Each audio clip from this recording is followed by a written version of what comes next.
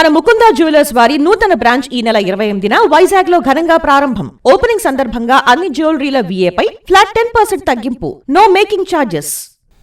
Israel గల్ఫ్లోని America స్థావరాలపై Iran దాడులు కొనసాగుతున్నాయి. తన రక్షణ సామర్థ్యం క్షీణిస్తున్న మోస్తరు స్థాయిలో ప్రతిదాడులు చేస్తోంది. ఇజ్రాయెల్ అమెరికాకు మద్దతుగా ఐరోపా దేశాలు రణరంగంలోకి ప్రవేశిస్తే తీవ్ర పరిణామాలుంటాయని ఇరాన్ హెచ్చరించింది. గల్ఫ్ దేశాల్లోని అమెరికా సైనిక స్థావరాలపై క్షిపణులు, డ్రోన్లతో దాడులు చేపట్టామని ఇరాన్ రెవల్యూషనరీ గార్డ్ కోర్ తెలిపింది. UAEలోని అల్ దఫ్రా వైమానిక స్థావరంలో రాడార్ వ్యవస్థతో పాటు MQ-9 డ్రోన్ హ్యాంగర్ను ధ్వంసం చేశామని ఓ ప్రకటనలో పేర్కొంది.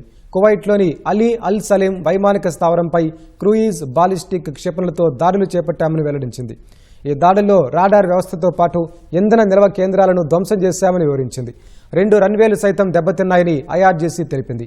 అల్ ఖర్జ్ నగరంలో ఉన్న ప్రిన్స్ సుల్తాన్ వైమానిక స్థావరం దిశగా దూసుకొచ్చిన 2 బాలిస్టిక్ క్షిపణులను గగనతలంలోనే పేల్చివేశామని సౌదీ అరేబియా ప్రభుత్వం తెలిపింది. దుబాయ్ అంతర్జాతీయ విమానాశ్రయం సమీపంలో దాడులు జరిగినట్లు వార్తలు రాగా ఎయిర్పోర్ట్ అధికారులు వాటిని తోసిపుచ్చారు.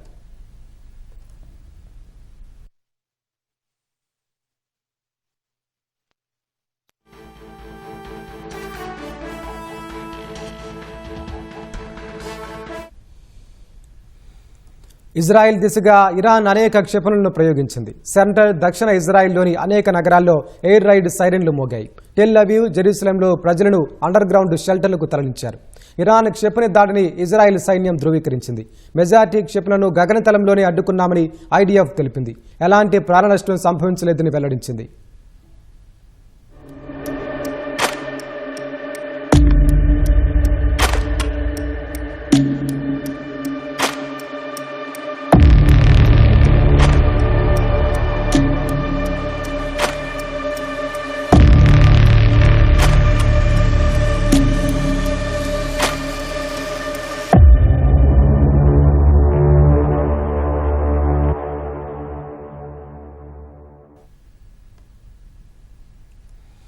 జోర్డాన్లోని అకాబా నగరంలో ఉన్న అమెరికా వైమానిక స్థావరం దిశగా ఇరాన్ 2 క్షిపణులను ప్రయోగించింది. వాటిని సమర్థంగా అడ్డుకున్నట్లు జోర్డాన్ రక్షణ శాఖ తెలిపింది.